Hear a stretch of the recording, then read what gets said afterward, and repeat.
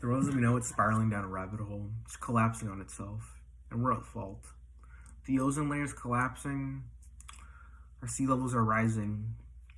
But how does it affect the public transportation? Why it should be more focused on than freeways or highways? Well, one of the main uses for freeways is cars and motorcycles. And what do they use? Fossil fuels. And fossil fuels emit CO2, which, as we know, is not very good for the environment. But our first known example of this effect on the environment was in the 1800s, the Industrial Revolution, when it was first introduced, like I said. But don't take my word for it of how it's affecting the environment and how it's affecting the world, not affecting, sorry. Take NASA's word for it. With them having a graph, just not even just words, just data points, facts, stats about this. They have not only one, but two graphs with two different methods which say the exact same thing. It's exponentially increasing at an unsafe rate.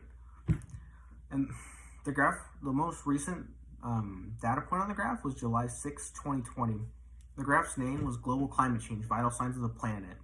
But if you want a more just big picture graph about just the world and how we've affected it since our time here, you can go check out Climate Change, Astronomic Carbon Dioxide by Rebecca Lindsay. And the graph was made on August 14th, 2020. It's a great graph. It just details everything and the rate of which.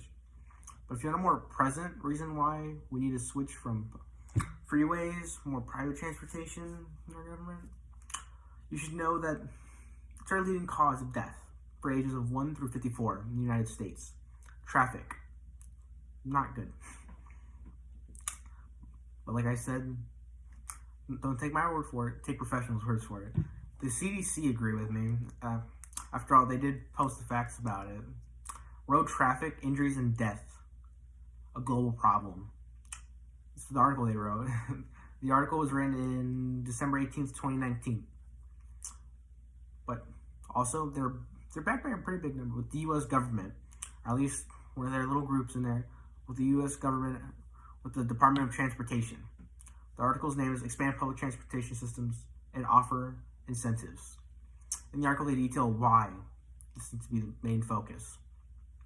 It would limit deaths, like I said, hopefully. But this is just the big picture. Let's get down into the details why. Private transportation is collapsing the ozone layer itself. I mean, if you just think about the math here, if each person used, like, let's just say a gallon of gas, and let's say there's a million, like a 7 million on a continent, and they each had a car, that'd be 7 million gallons of just exhaust, carbon dioxide exhaust, into the atmosphere, just in like a day, just going a mile.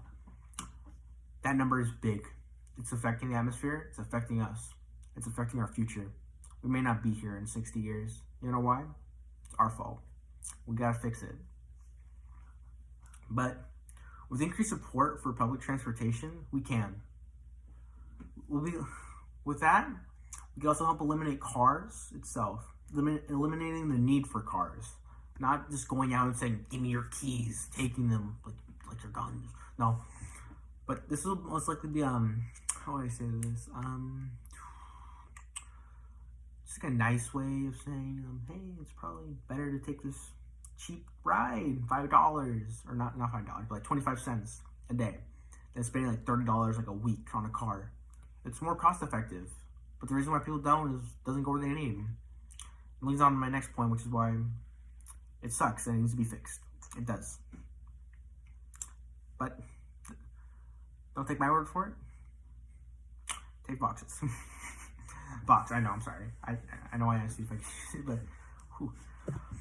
In their article, Why American Public Transit is So Bad, the article is written by Laura Bolt on October 23rd, 2020. And she says that the main focus of the public transit of America is to be from rural areas to the main city, meaning like the main central, meaning like if you live in like towns, or not town square, but like let's say like this is the middle of town, your house is right there, but the transit only goes to like right there. You'd have to go right there and walk all the way over there. You know why? Because public transit sucks.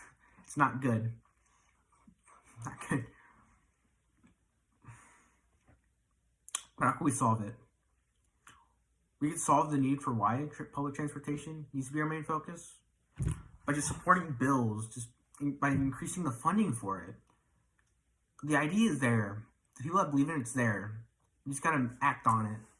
And if you want a more just instant now option, well, message your legislator, message your senator, post on social media.